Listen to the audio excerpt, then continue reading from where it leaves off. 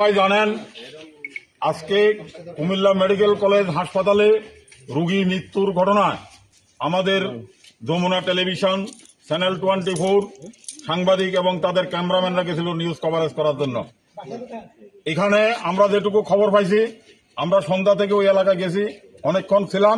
তবে আমাদের কাছে যেটুকু খবর আছে, কুমিল্লা মেডিকেল কলেজ হাসপাতালের পরিচালকের নেতৃত্বে কিছু দুষ্কৃতকারী আমাদের এই সাংবাদিকদের উপর হামলা চালাইছে, তাদেরকে মারধর করছে, তাদের ক্যামেরা, তাদের মোবাইল ফোন সবকিছু ছিনিয়ে নিয়ে গেছে।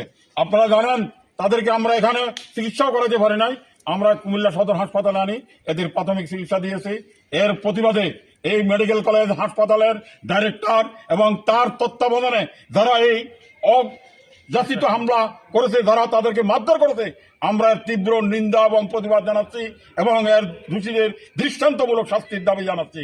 অবিলম্বে তাদের লুণ্ঠিত ক্যামেরা এবং মোবাইল ফোন এবং ফিরিয়ে দেওয়ার জন্য দাবি জানাচ্ছি।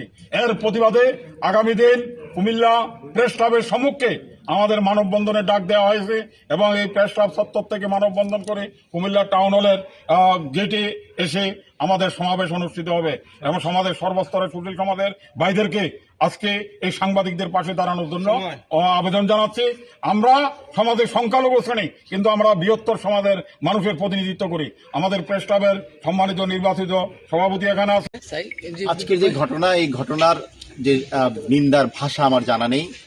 আমরা চাই যে আমাদের লুণ্ঠিত যে ক্যামেরা অতি সত্বর ফেরত দেওয়া হোক এবং কারা করেছে সিসি ক্যামেরার সেই ফুটেজ কিন্তু এখনো রক্ষিত আছে।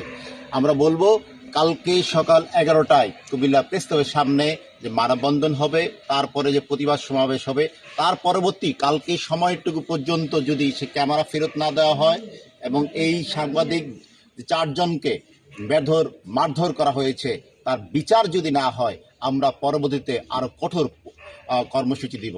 আপনাদের সকলকে ধন্যবাদ। কিন্তু একজন নিরীহ গরিব রোগী ভুল ইনজেকশনের কারণে মারা গেল, তাদের 5 জনকে আহত করলো।